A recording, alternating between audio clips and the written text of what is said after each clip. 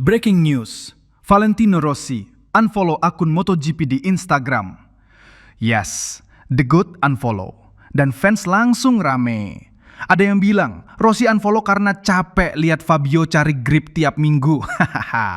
Atau jangan-jangan dia kesel tim VR40 Sim gak dikasih panggung.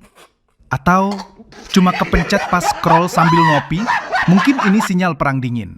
Atau Rossi comeback tapi bukan buat balap, buat ngatur Dorna. Subscribe sekarang juga biar kamu gak ketinggalan drama MotoGP paling panas.